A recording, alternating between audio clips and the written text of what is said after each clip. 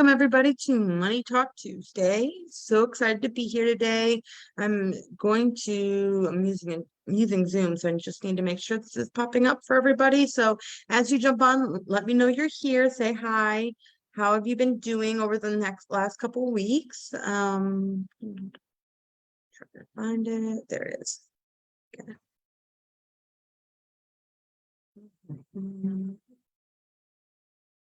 Anybody else having school started? School started for us just last week. So there we go. All right, we're popping up here. So great.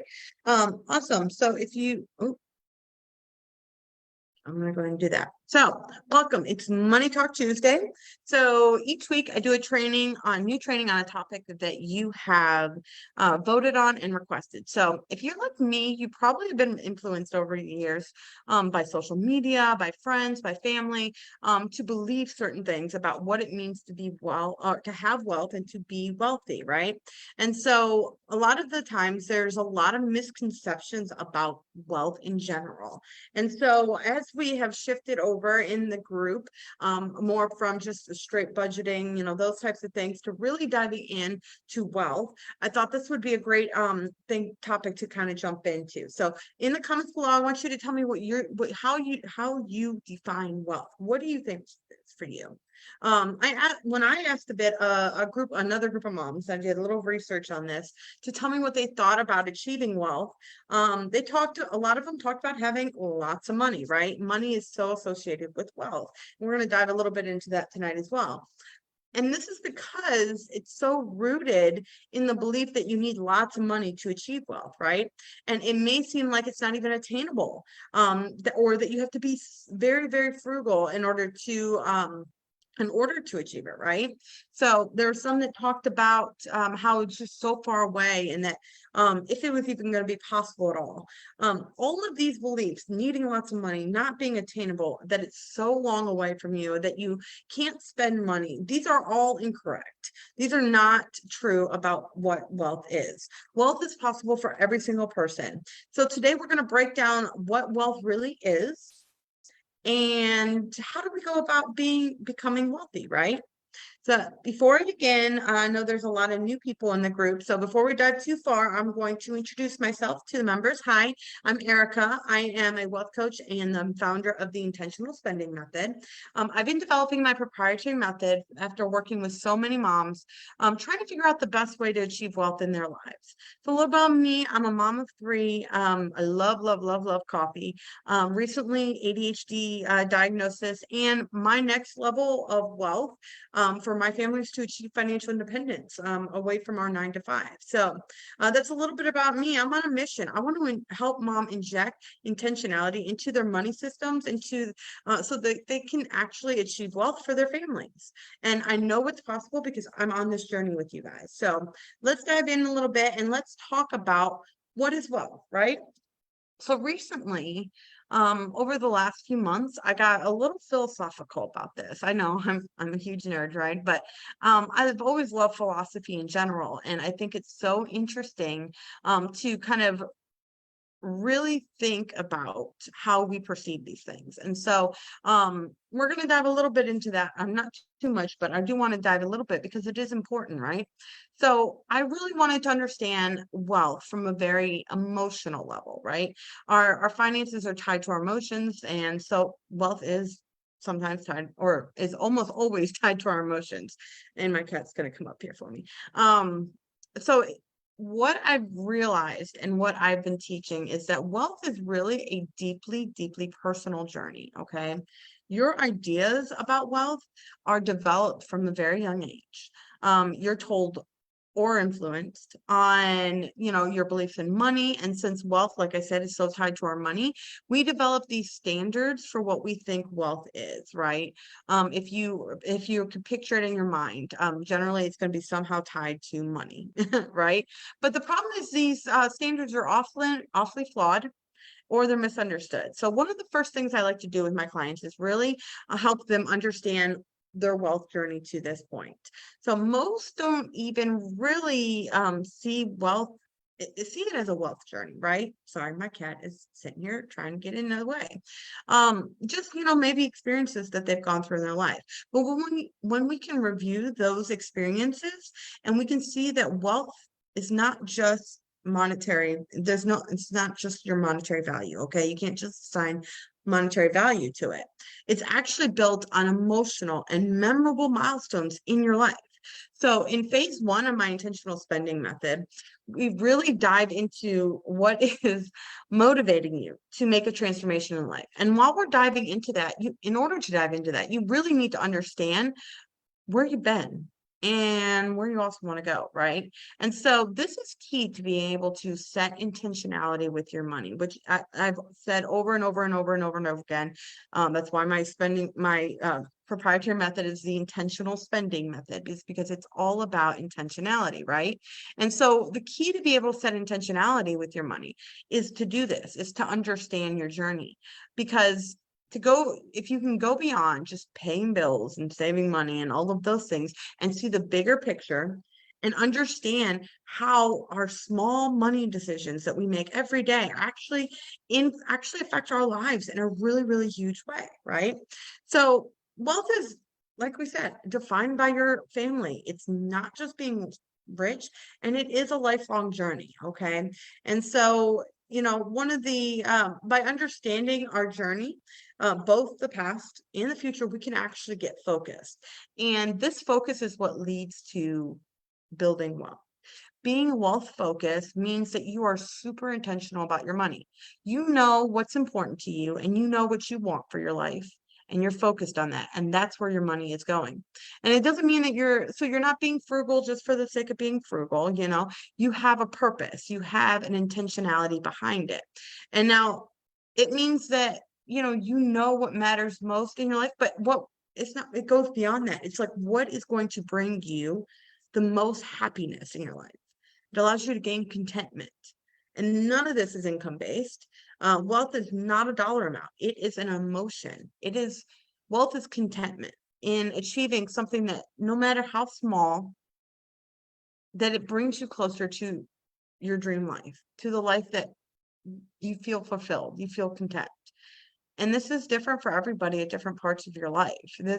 What may fulfill you and make you feel content at 20 is different than at 40 and different than at 60, right? So it changes throughout your life. But when I was 21, getting my very first apartment with a walk-in closet, walking into that provided me, I had this feeling of contentment. I had this feeling of security when I knew that I could do it. It wasn't really about the apartment though, guys. It was about the fact that I didn't have to stress about where I was living. And for me, at that point, up to that point, I mean, where I was living, I hadn't gone in a lot of details in the group, but when I was younger, I had issues with that. There was a lot of different things going on. I was a bit rebellious. And so I made some poor decisions and ended up, at one point living in my car for a little bit. So, the fact that I could have my own apartment, and yeah, I had a walk-in closet, right? And maybe that's a little bit of influence of, other people or social media or things like that in my life, right? But that was my very first feeling of wealth, and it wasn't necessarily monetary based. It was the feeling of having security, and a feeling that I didn't want for anything else. Like I was content. I felt secure, right? And so as you were doing this, I love these quotes. Like I said, I'm a bit of a philosopher, so I pulled out some of this, and I love these quotes. Wealth consists of not having great possessions, but in having very few wants. And that is so, so important to kind of remember. It's not about how much money can you spend, which there's nothing wrong with spending money, but it's about spending money on the things that really are going to make you feel good, that are going to make you feel content, not just take up space in your life, but really bring that joy into your life. And not having any wants, not having anything that's like, okay, I'm content with it. So usually with wealth, there is a minimalistic aspect of that, but it's not because, you just don't want to spend money or you just don't want to do, it's because you know what will make you happy and that's enough. You don't need all the extra stuff, right? You're not feeling anything from that. You know yourself well enough to know what you want for your life. And so I think that's so, so important when it comes to this on your wealth journey. So I want you to think about your life as you're listening to this training. I want you to think about your life and really think about the first time you felt contentment in your life. And it's that emotionally charged milestone that you can say and pinpoint, yeah, this is the beginning of my journey. Think about your wealth journey from there. So, understanding our wealth journey, this is really one of the biggest things that we do. Wealth is built over time, a lifetime, okay? Each level builds upon each other. And for me, my entire life, I've been building on independence and security. Those were things that were important to me. And so each of the levels of my goals, you can see them here, each of the levels of my wealth goals were focused on those goals and that feeling of independence, of security. And so you can see how it starts with that first apartment I told you about, and it builds up to where, actually last year we were able to, buy our dream home. That's a fixer upper, right? And each level was achieved, each one of these, I can remember the amazing feeling of achievement and the emotional connection. And so each level of wealth that you achieve is not just, okay, yay, I did this, that's awesome, but it's actually symbolic of all the struggles you had to overcome, all the lessons you learned, all the skills that you mastered to get there. And so, but sometimes when we're struggling, when we're in between these, and I will tell you, I struggled quite a bit in these. And struggle's kind of a part of it sometimes, but sometimes it can get you stuck. And then you're there longer than you really want to be. And with building wealth, you want to achieve your levels so that you can get to the higher levels of wealth, to what you want your life to be, as you get older. And so being able to achieve these levels means that you're able to get there faster, and enjoy that and to reach that level of contentment. So, but you know what? It's the top of the journey right now, but it's only a snapshot of our journey. It starts with that and it builds up, but it's not the end. Okay. It's not the last one. We're not done. We're not like, oh, yep, we achieved wealth. We're done now. When you understand that wealth is built over a lifetime, then you're never done, right? You're never going to be done. You're going to be setting that next goal. Okay, I achieved this. What's the next goal? What's the next thing I want to do? And just setting the next level of wealth, as you get further up, it may get a little bit harder. You're going to have to, if you're doing this well, if you're doing this and you're finding contentment and you're really enjoying it, it's also a way for you to grow as a person. So you're learning skills and all of those things and gaining wisdom and all of that throughout this journey. So it can get a little bit harder on some levels are harder than others, but it's so amazing when you are able to push through those and see growth, not just in your bank account, but in your life, in all aspects of your life.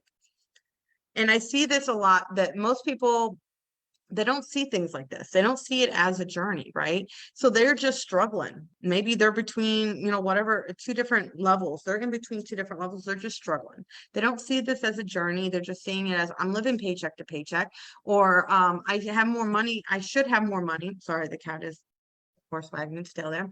I should have more money. But I'm not doing what I think I need to be doing, right? So they're struggling and there's lots of frustration and maybe some hopelessness that anything will ever change. But if you can change your perspective on this, if you can shift your perspective on wealth and that it is a lifelong journey and that you can see that this is only one small part of your entire journey. And if you look, you can see the years between these. During these years, we're full of struggles and things like that. And that's where they lie. But so is the wisdom and the education, and the growth as a person in general. And those are the times that we're up leveling and investing in ourselves and we're gaining the knowledge and the skills that we need. So when you reach those higher levels, maybe you gain some of the skills to be able to get some of them faster. Maybe you have it. Depends on what your goals are, right? But the whole point to this is that it is a journey, and there is not one size fit all on any of this. So kind of switching over because I want to talk about this. This is one of the main things that that it's kind of a thing that I find a lot is that people see wealth as rich and vice versa, right? These two terms I think get confused way too often. And that's why I feel like wealth is that people feel like they can't attain wealth. Because it is being confused with being rich, right? So let's go ahead and I want to define these two, at least how I see it. Obviously, everybody's going to have their own opinion on this. This is how I see it. You know, let's talk about being rich. Rich is more money focused. So if you are seeking riches, if you're seeking being rich, quote unquote, then you're going to be more focused on the money.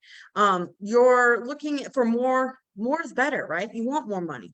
Sustainability may be in question. Maybe you fear that, you're not going to be able to have have that money in the account. And so you got to keep hustling, keep getting more and more money, right? Your spending is probably not going to be really aligned with who you are. It's going to be maybe on whims or on, because you have it. And so you want to spend it, right? That's where you see flashy cars and flashy houses and those types of things. So you may not be living within your means. Even if though you have lots of money, there's tons of people that are rich and have money, but they don't take care of it. They don't do they don't spend it in alignment with their lives. And then, so they're not living within their means and it may not be permanent. That's why they talk about people that win the lottery and then are filing for bankruptcy a few years later, right? Because it may not be permanent. It may not be a generational change in your life, because it is so money focused. The versus being wealthy. What is that? It's more content focused, right? You're looking at what's going to make you happy. You're seeking happiness beyond your bank account and how much is in there, right? You're spending money, totally spending money. Spending money is not a problem, but you're spending on what matters most to you, and you're saving a ton of it as well. And what being wealthy is going to influence future generations in your family. You're going to see that pass on from generation to generation, not just, money or anything that you get, but also the lessons, the things that you've learned that you can pass on so that future generations are building wealth and achieving their life goals and feeling that contentment because those lessons were learned by you, right? And so there's nothing wrong. And I will say this because I know kind of looking at it, kind of like, okay, well, being rich, that's not, money is not evil. I'm not talking about money being evil. There's nothing wrong with wanting to accrue more money. I will say, go for it. Accrue as much money as you want. The real difference between these two is their attitude around money. And life in general, actually. So you see that flashy spending of like, oh, that would be nice, or must be nice, see that. In reality, it's usually that type of spending is not usually aligned with their values or your values and who you want to be as people or the life that you really want. It won't be as nice, right? If it's not aligned, it's going to feel empty. It's going to feel frivolous. It's not going to feel good to just spend money for the sake of spending money. When you can spend money on something that makes you happy, that brings contentment, that is money well spent, right? That is going to make you feel good. The wealthy are focused on life fulfillment. They're focused on, what is going to bring them happiness in general. And while having money can unlock some of those goals, there are many that are, that are wealthy and not considered rich. You don't have to be a millionaire to be wealthy. I'm not a millionaire, but I consider myself wealthy.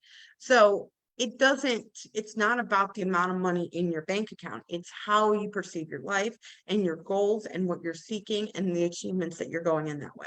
So you can't really just say, oh, I'm wealthy because I have $1 million in my account or 10 million bucks or whatever, right? So it's not monetarily based.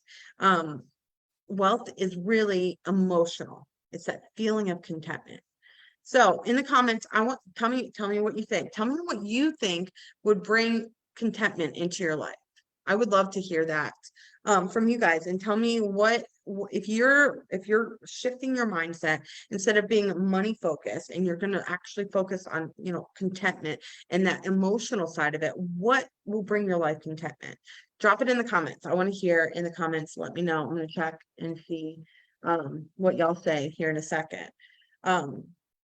In phase 2 of my intentional spending method, this is where we actually transform your mindset, your relationship with money. So we can release that feeling of seeking more money just for the sake of having more money or buying more things, right? We mend that relationship that you have with money. When we take control of our money, and live within our current means and work towards achieving goals, this will allow you to feel contentment. And so I do that with my clients in phase 2 on my method, and really be able to, so that you can actually feel this contentment. So even though, you may not have $1 million in the account, totally okay. Let me see. Honestly, not being able to watch the bank account every day, to spend time with my boys and not worrying about missing work, good money. I love that, Jesse. That's awesome. Yes, that freedom to say, hey, I want a day off. I want to spend time with my family. That in and of itself, that's amazing. And that doesn't require you to have $1 million in your bank account. That doesn't require you to have any certain amount in your bank account. What it requires is that you have control of your money, to the effect that you're able to say, okay, you know what, I want to be able to take a month off. And so that's a savings goal. So let's figure out that. So when you're very, very focused on what will bring you happiness, and you can transform your finances in that way, you can transform the focus on what you want to achieve. So maybe, Jesse, one of your levels of wealth is that you're going to be able to set aside, that you'd be able to save up enough money so that you could take time off. Any point, take time off, couple days a week, a month, and just be able to do it, or take a whole month off, whatever it is that you want to do. But set that as a goal and say, this is what it would feel contentment to say, I can just do this. I don't need to rely on, okay, is there going to be enough money in the bank account? So I love that. That is a great, great goal, and a great level of next level of wealth to kind of focus on, or to put it somewhere on your journey. We're going to talk about that in a second, in the next part of it, and really setting these goals. But I absolutely could see that on your journey, on your and when you're setting your goals. I love that. That is awesome. So let's go on to the next part. This is where we're at. So we're going to talk about defining your wealth goals, guys. Okay. So this is what this process. In phase 1, in my intentional spending method, we understand where we've been, where we want to go. Talked about that at the beginning here. But in phase 3, this is where this happens, right? We create our wealth focus action plan. This means that you need to be able to define what it is your wealth goals are, right? The first part of that is, you got to see the big picture, guys.